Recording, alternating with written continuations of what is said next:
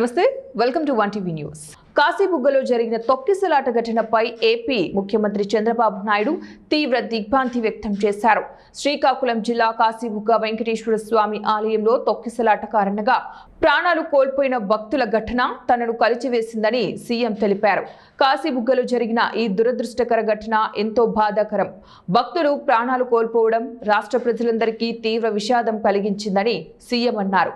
మృతుల కుటుంబాలకు ప్రగాఢ సానుభూతిని తెలుపుతూ గాయపడిన వారిని తక్షణమే మెరుగైన వైద్య సేవలు అందించాలని అధికారులను ఆదేశించినట్లు వెల్లడించారు.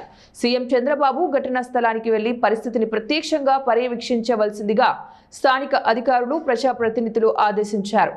ప్రజల భద్రత ప్రభుత్వానికి అత్యంత ప్రాధాన్యం. భక్తులు ఇకపై ఎలాంటి ప్రమాదాలు ఎదుర్కోకుండా కఠిన చర్యలు తీసుకుంటామని సీఎం స్పష్టం చేశారు. కాశీబుగ్గ విషాదంపై రాష్ట్రమంతా దుఃఖంతో మునిగింది. ప్రజల భద్రతకు మరింత జాగ్రత్తలు తీసుకోవాలని సీఎం చంద్రబాబు స్పష్టం చేశారు. కాశీబుగ్గ టౌన్లో ఒక ప్రైవేటు వ్యక్తి వెంకటేశ్వర దేవాలయాన్ని కట్టాడు.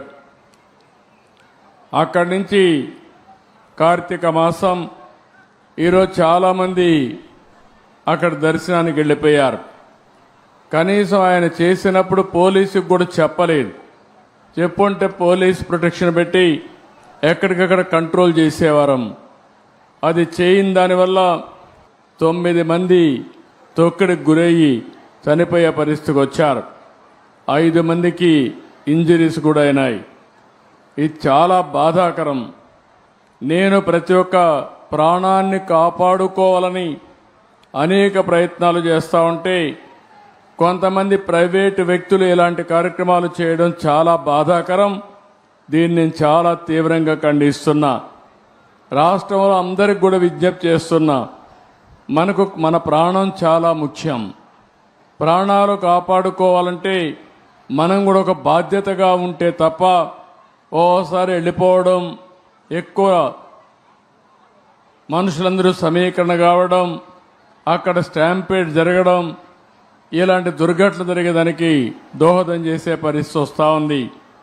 ఏదేమైనా మనం గుర్తుపెట్టుకోవాల్సింది, అమాయకులు చనిపోయారు. నేను చాలా బాధపడుతున్నా. అందుకని ఈ దుర్ఘటన పట్ల చాలా సీరియస్గా తీసుకుంటూ ఎవరైతే దానికి కారకులో వాళ్ళందరినీ కూడా ఇమ్మీడియట్గా కస్టడీలో తీసుకుని పూర్తి విచారణ చేసి తర్వాత ఏం చేయాలో తదుపరి చర్యలు చేపడతాం.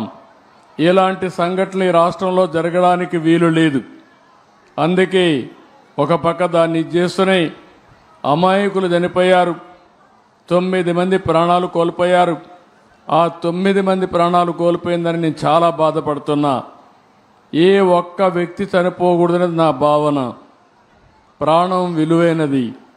అలాంటి ప్రాణాలు పోగొట్టుకున్నప్పుడు మనం కూడా బాధ్యతనే ఇది చేయాల్సిన అవసరం ఉంటుంది. అలాంటి కుటుంబాలకు నా ప్రగాఢ సానుభూతి తెలియజేసుకుంటూ చనిపోయిన వాళ్ళందరికీ మన నివాళులు అర్పిస్తూ వాళ్ళ ఆత్మకు శాంతి కలగాలని, అది కూడా దేవుని సన్నిధిలో చనిపోయారు, దేవుని కోసరం పోయారు. కానీ ఈరోజు వాళ్ళంతా కూడా ప్రాణాలు వదిలిపెట్టే పరిస్థితి వచ్చారు. చాలా బాధేస్తుంది. ఏదేమైనా మనం అందరం నిమిత్త మాత్రం. ఓసారి సంఘటనలు జరుగుతాయి. జరగకూడదని ఎన్ని ప్రయత్నాలు చేసినా కొన్ని సంఘటనలు జరుగుతున్నాయి. నేను ఆ విషయాలను కూడా మీతో మళ్ళీ మాట్లాడతాను. కాశీబుగ్గలో జరిగిన సంఘటన పట్ల దిగ్భ్రాంతిని వ్యక్తం చేస్తూ చనిపోయిన వారి పట్ల నా ప్రగాఢ సానుభూతి తెలియజేసుకుంటూ వారికి ఆత్మశాంతి కలగాలని భగవంతుని మనస్ఫూర్తిగా ప్రార్థిస్తూ ఈ కుండ అందరూ కూడా లేచి 2 నిమిషాలు మౌనం పాటించాల్సిందిగా మిమ్మల్ని అందరినీ కోరుతున్నా. ఏలూరు జిల్లా వేలేరుపాడు మండలంలో జలవనరుల శాఖ మంత్రి నిమ్మల రామానాయుడు పర్యటించారు. ఈ సందర్భంగా పోలవరం ప్రాజెక్టు నిర్వాసితులకు భూసేకరణ మరియు పునరావాస పరిహారం చెక్కులను పంపిణీ చేశారు. కూటమి ప్రభుత్వం ఏర్పడిన తర్వాత నిర్వాసితులకు ఇది రెండోసారి అందుతున్న పరిహారం. 2016లో కూటమి ప్రభుత్వ పాలనలో 700 కోట్ల రూపాయలు పునరావాసం కింద పంపిణీ చేయగా 2025 జనవరిలో మరోసారి 900 కోట్లు పరిహారంగా చెల్లించారు. ఇప్పుడు 3వ దఫాగా 1000 కోట్ల పరిహారం పంపిణీ చేస్తూ ప్రభుత్వం పునరావాసంపై తమ కట్టుబాటును మరోసారి స్పష్టం చేసింది. మంత్రి నిమ్మల రామనాయుడు మాట్లాడుతూ పోలవరం ప్రాజెక్టుకు నిర్మాణంతో పాటే నిర్వాసితుల పునరావాసానికి సమప్రాధాన్యత ఇస్తూ కూటమి ప్రభుత్వం బాధ్యతాయుతంగా ముందుకు సాగుతోందని పేర్కొన్నారు. ప్రాజెక్టు పనులు వేగంగా సాగుతున్నాయని, నిర్వాసితులకు అన్ని సౌకర్యాలు కల్పించడంతో ప్రభుత్వం ఎటువంటి రాజీ పడదని మంత్రి అన్నారు.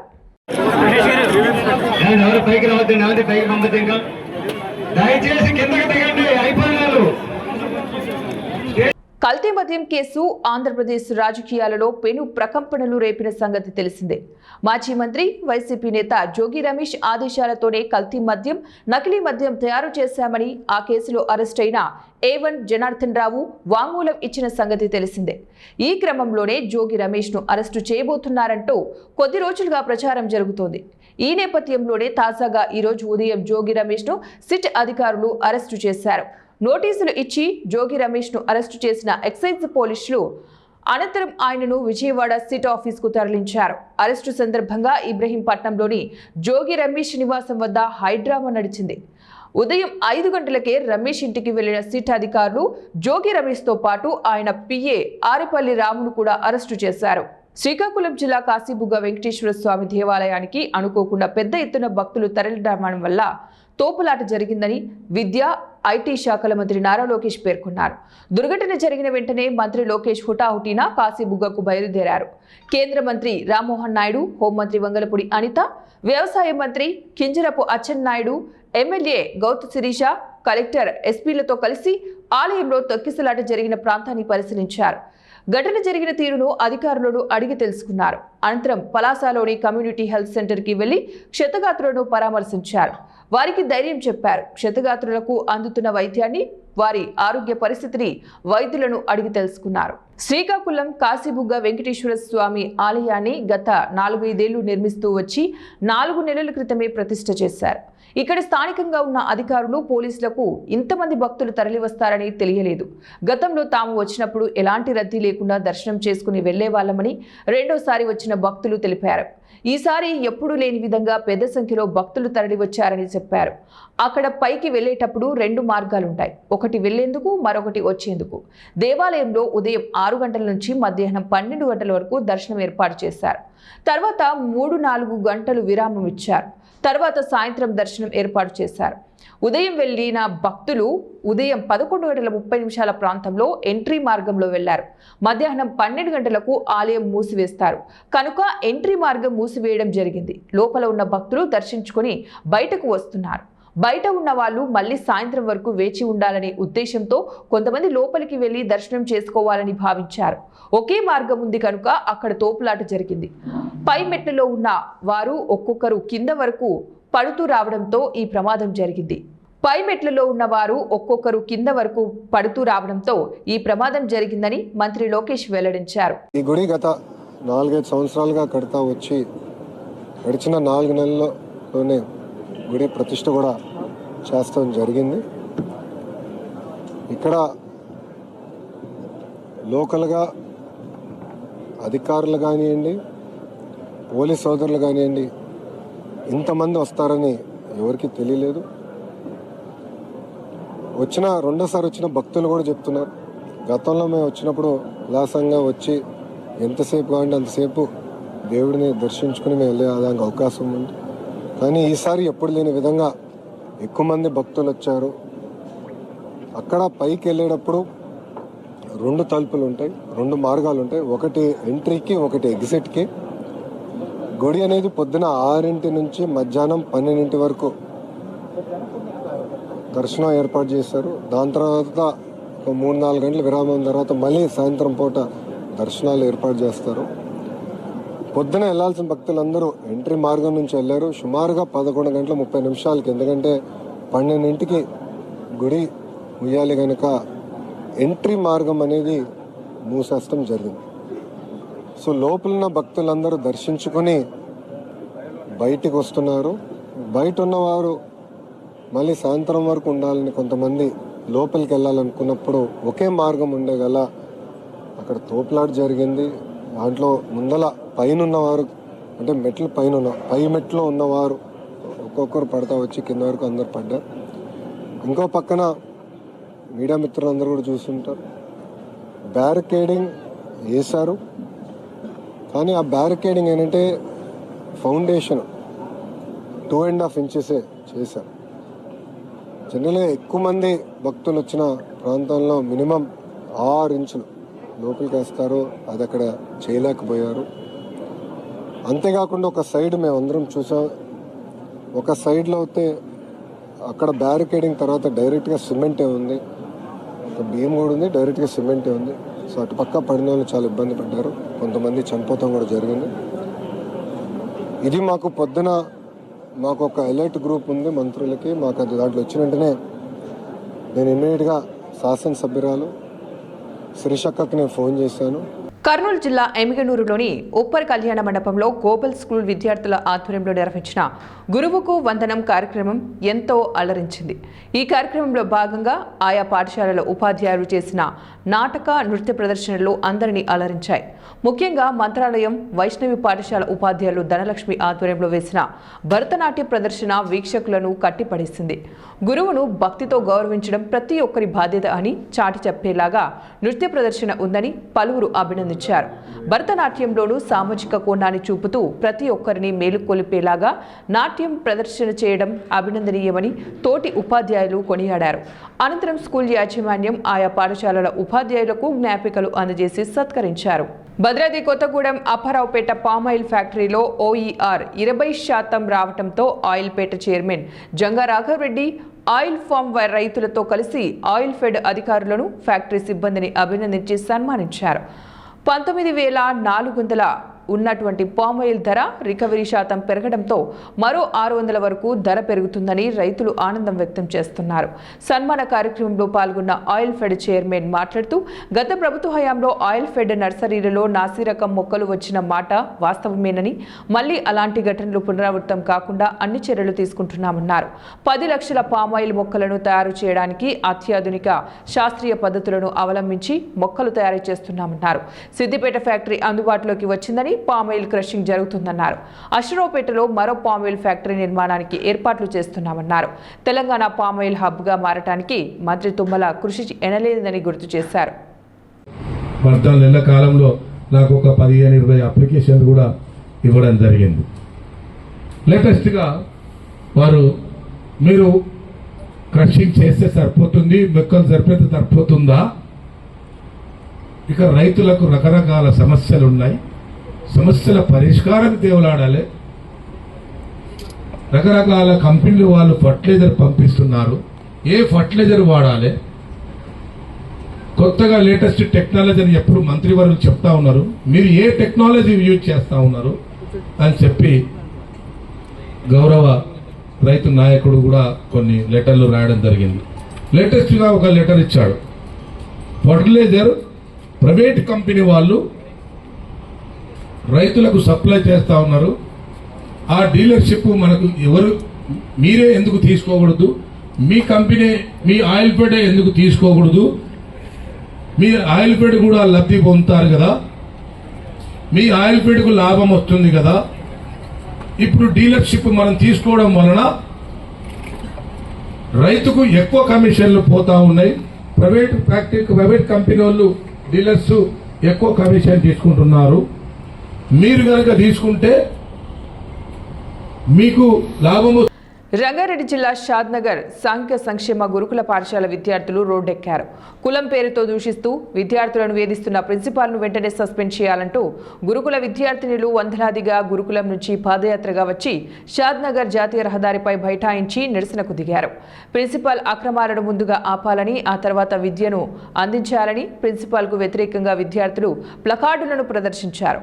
ప్రిన్సిపాల్ శైలజా పవన్ వేధిస్తుందని, ప్రభుత్వం నుంచి తమకు వచ్చే ఫండ్స్ను కేటాయించడం లేదని, ఈ విషయంపై ప్రశ్నిస్తే విద్యార్థులను వేధిస్తున్నారని, ఇంటర్నల్ పరీక్షలు కూడా రాయనివ్వట్లేదని ఆరోపించారు. అంతేకాకుండా తమ వద్ద 3,000 రూపాయలు ఫీజును వసూలు చేశారని, కులం పేరుతో దూషిస్తూ తమను మానసికంగా హింసిస్తోందని వారు మీడియాకు తెలిపారు. ప్రిన్సిపాల్ను సస్పెండ్ చేసే వరకు ఇక్కడి నుంచి కదిలేదే లేదని దాదాపు 3 గంటల వరకు భీష్మించుకుని కూర్చున్నారు. జాతీయ రహదారిపై ట్రాఫిక్ స్తంభించడంతో పోలీసులు వారిని అరెస్టు చేసి పోలీస్ స్టేషన్కు తరలించారు.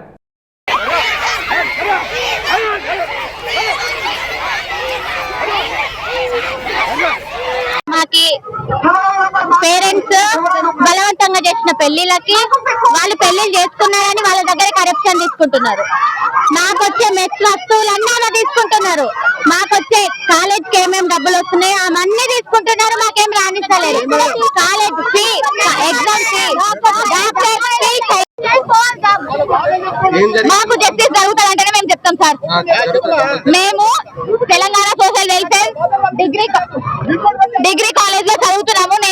నా పేరు మమత, నేను డిగ్రీ ఫైనల్ ఇయర్ లో చదువుతున్నాను సార్. మాకు మా ప్రిన్సిపల్ మేడం వద్దు. ఎందుకంటే మాకు పైసలు లేక మేము చాలా పూర్ బ్యాక్గ్రౌండ్ నుంచి వచ్చి చదివే వాళ్ళము. మేము గవర్నమెంట్ స్కూల్ లో జాయిన్ అయినాము. మా ప్రిన్సిపల్ మేడం మేము జాయిన్ అయిన ఆరాధన మీద పిల్లల్ని కొట్టే కానిస్టేబుల్ ఎడికి రావాలి. సస్పెండ్ చేయాలన్నా ఏం చేయాలన్నా మేము తర్వాత మేము ఆలోచన చేస్తే కాకపోతే రమ్మని ఇడికి ఆ కానిస్టేబుల్ రమ్మని 6 రోజులు కూడా ఆమెకే రాత వాళ్ళ బాధలు చెప్పుకుంటారు. వాళ్ళ బాధలు వచ్చేస్తారు.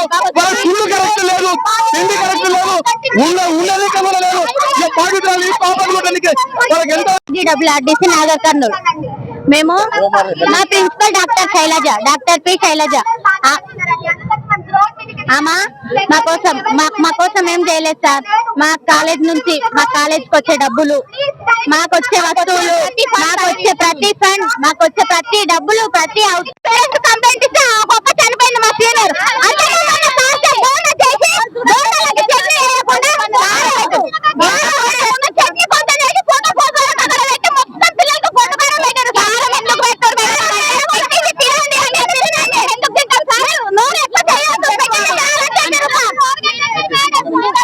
శ్రీకాకుళం జిల్లాలో కాశీబుగ్గ శ్రీ వెంకటేశ్వర స్వామి ఆలయంలో జరిగిన తొక్కిసలాట మృతుల కుటుంబాల్లో విషాదం నింపింది.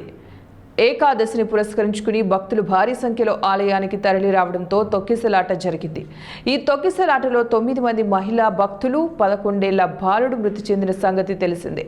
అలాగే మరో 16 మంది గాయపడ్డారు. ముగ్గురు పరిస్థితి విషమంగా ఉంది. ఈ ప్రమాదంపై ఏపీ ప్రభుత్వం స్పందించింది. తొక్కిసలాటలో మృతి చెందిన మృతుల కుటుంబాలకు 15 లక్షల చొప్పున ఎక్స్ గ్రేషియా ప్రకటించింది. తీవ్రంగా గాయపడిన వారికి 3 లక్షల రూపాయలు, స్వల్పంగా గాయపడిన వారికి 50,000 రూపాయలు ఆర్థిక సహాయం అందజేస్తామని ప్రభుత్వం ప్రకటించింది. ఈ తొక్కిసలాటలో 9 మంది మహిళా భక్తులు, 11 ఏళ్ల బాలుడు మృతి చెందిన సంగతి తెలిసిందే. అలాగే మరో 13 మంది గాయపడగా వీరిలో ముగ్గురు పరిస్థితి విషమంగా ఉంది. ఈ ప్రమాదంపై ఏపీ ప్రభుత్వం స్పందించింది. తొక్కిసలాటలో మృతి చెందిన మృతుల కుటుంబాలకు 15 లక్షల చొప్పున ఎక్స్ గ్రేషియా ప్రకటించింది.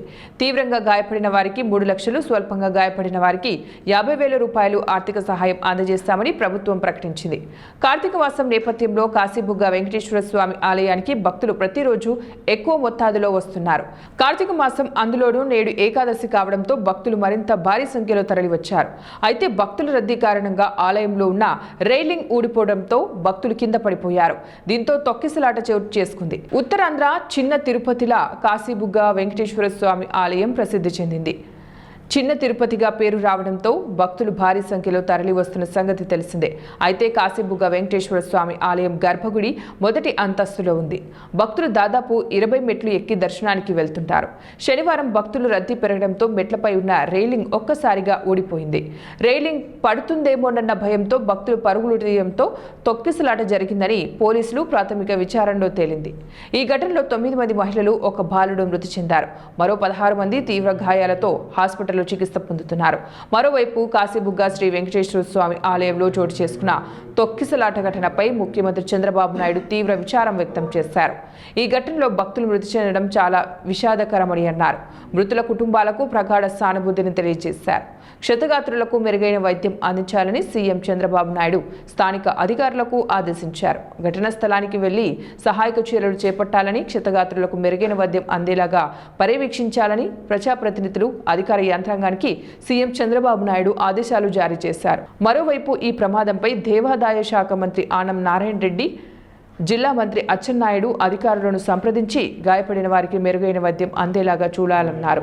ఇదిలా ఉంటే ఈ ప్రమాదంపై ఆలయ నిర్వాహకుడు హరిముకుంద పండా స్పందించారు. ఇంతమంది వస్తారని ముందుగానే తెలిసి ఉంటే పోలీసులకు సమాచారం ఇచ్చేవాడినని చెప్పుకొచ్చారు. దర్శనానికి వెళ్లే క్యూ లైన్, తిరిగి వచ్చే మార్గం ఒకటే కావడం ప్రమాదానికి దారితీసిందని తెలిపారు. అధికారులు కూడా నిర్మాణ పనులు కొనసాగుతూ ఉండటమే ప్రమాదానికి కారణమని భావిస్తున్నారు. ఎంట్రీ, ఎగ్జిట్ మార్గాలు వేర్వేరుగా ఏర్పాటు చేసి ఉంటే ఈ దుర్ఘటన జరిగి ఉండేది కాదని ఆలయ నిర్వాహకుడు హరిముకుంద పండా తెలిపారు. ఇవి ఇప్పటి బులెటిన్ డీటెయిల్స్. నెక్స్ట్ బులెటిన్ లో మళ్ళీ కలుద్దాం. Until then keep watching 1 TV news.